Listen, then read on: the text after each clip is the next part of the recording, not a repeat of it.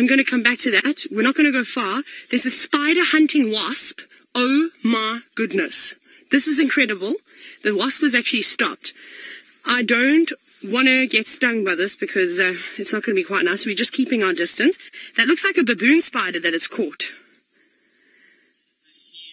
That is insane. Now, the reason why we also stopped is I think we may have disturbed it. We must be maybe about 5 or 6 meters away from this wasp. So I think it's just watching us. And what it has done, this is insane. This is really such a cool thing to see. This is probably the biggest, I'm going to say tarantula, but I suppose they are in the tarantula family. This is the biggest baboon spider I've seen in comparison to the size of the wasp that's dragging. You can even see the drag marks there just to the side. I was hoping if it continued dragging it, we could go and have a closer look. So what it's done is that spider hunting wasp would have been buzzing around trying to find a spider either on the move or find a burrow. Whether it found it on the move or in a burrow, I'm not too certain. It would have stung it repeatedly, basically paralyzing it. And now it's going to take it to a burrow which the wasp has actually dug, and it will lay an egg into that spider. It's still alive. It just can't move around now. And it will close that burrow up, and essentially it's a live host for the young larvae once it hatches to feast upon. That is a massive wasp. I can't tell you how big they are. And I actually met Coyote Peterson. I don't know if any of you know him, but he sort of did the pain threshold for stings and bites of various animals, and he did a tarantula wasp. It's cleaning itself now, and he said it was one of the most painful things he's ever experienced. So I'm kind of okay with keeping away from it, but let's watch it. This is pretty spectacular. So look, now you can see how big the wasp is. It must be half the size of my hand. It's not a small thing, and look how powerful it is. I think it's looking for a spot, a perfect spot to get it. Yeah, I think so. I think we're gonna maybe do a cool broadcast. So they're just gonna, okay, there seems to be a new system that's going on. This is quite cool because this is something that you don't get to see every single day. So I think what we'll do is we'll try and stay back, and hopefully it comes back for its prey. No! Come back. There it is. It's back again. Lorena, you said you could see the wasp breathing. I'm trying to have a look on the camera as well because this is quite cool. What is it doing now? Okay, I'm going to hold off speaking.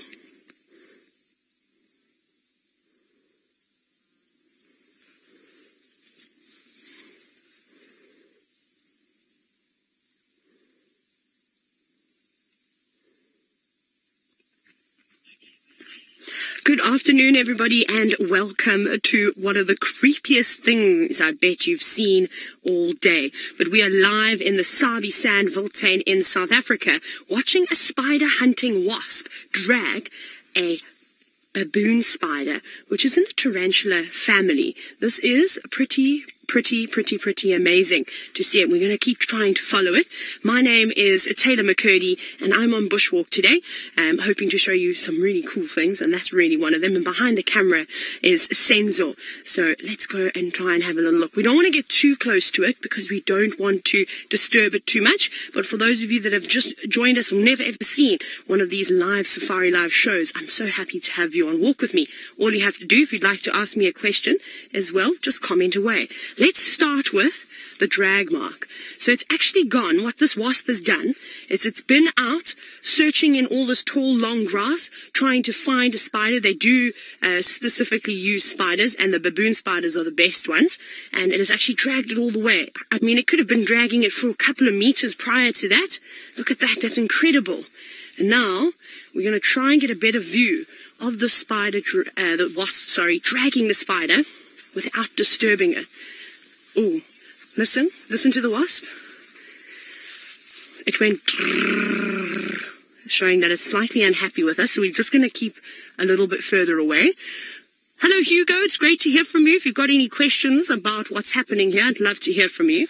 But essentially what's going on right now, like I said, it's probably one of the creepiest things you'll ever seen, and its story is kind of alien-like.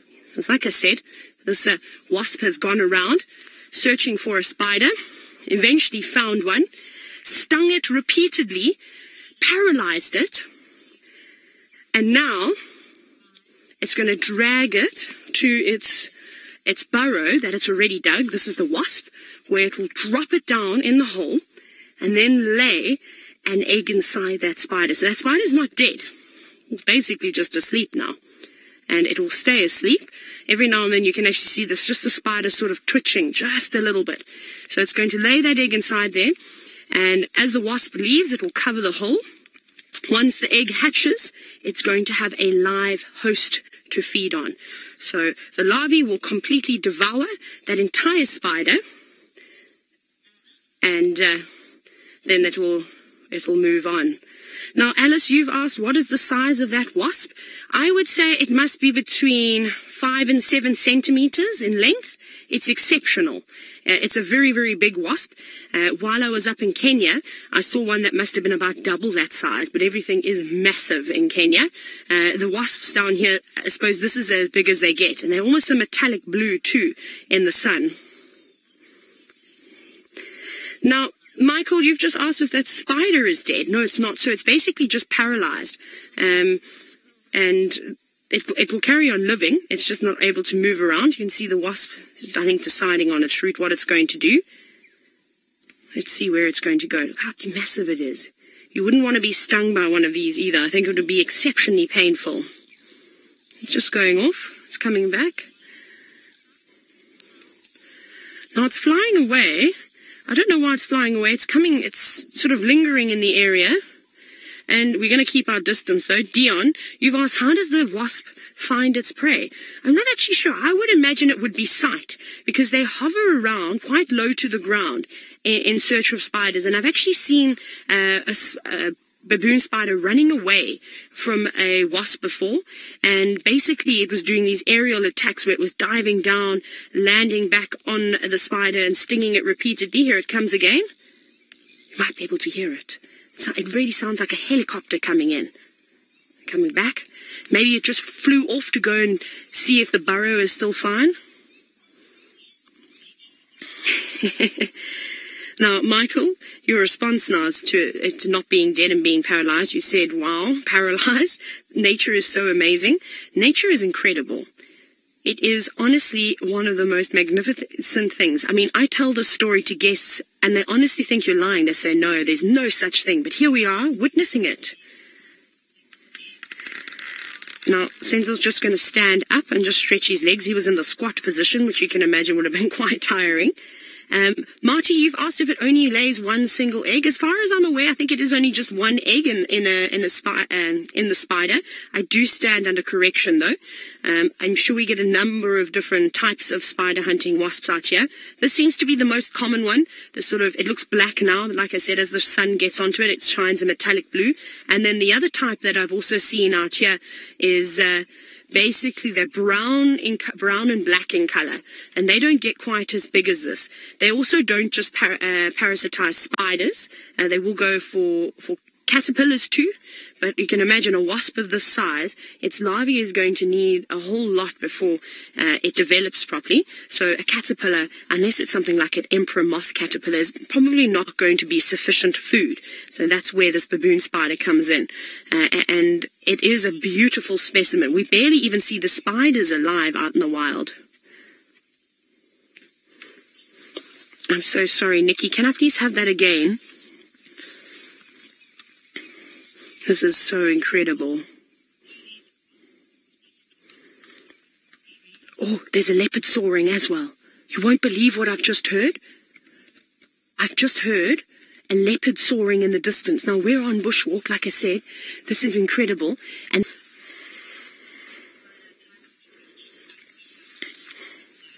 now, Sandra, you've just asked if a baboon spider is a type of tarantula like you get in Arizona. Yes, I suppose yes.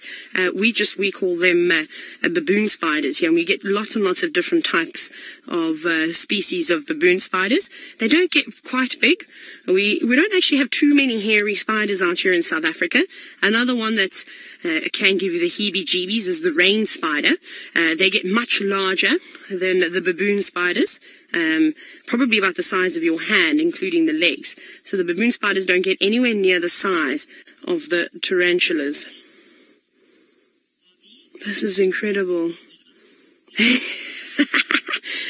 Bobby, you've said forget the leopard, you're still scared of this wasp. I promise you it is. It's like an alien type movie. I'm pretty sure this is where a lot of sci-fi movies get their sort of storyline from, is something as crazy as this. Right, but how incredible.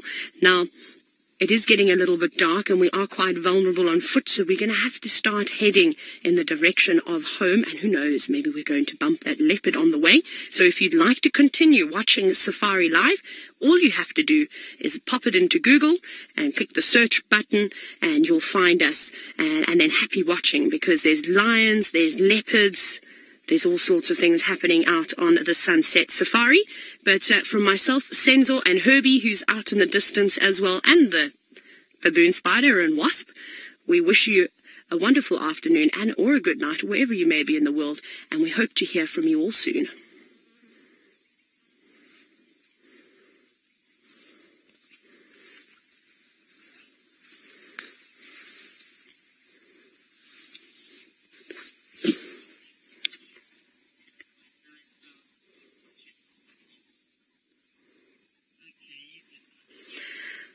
How epic was that, everybody? Amazing. I think what we are going to do, though, is because we are running out of light, and obviously we heard this leopard soaring. It sounds like on Buffels, maybe just a bit further east of Buffelshoek Cutline, Cheetah Cutline. We need to actually start making our way back to the car, and I think that this wasp is probably getting agitated with us hanging around, so I wouldn't mind letting it be and dragging it towards its burrow. Hopefully it moves off the road in time before some vehicles come past, although I can't see that you'd be able to drive past a sighting like this. I mean, it's fairly obvious, but this is very, very cool. I can't believe that we heard that leopard soaring from here. I got such a fright. I was mid-sentence and just went, right, I'm stopping talking. I need to listen. That was epic. So cool. Now, I think Herbie has obviously called Scott in and said, pointed him in the direction of where he heard the leopard calling. He's on his way towards Buffelshoek Dam. Let's go see Scott Ferrari safarying.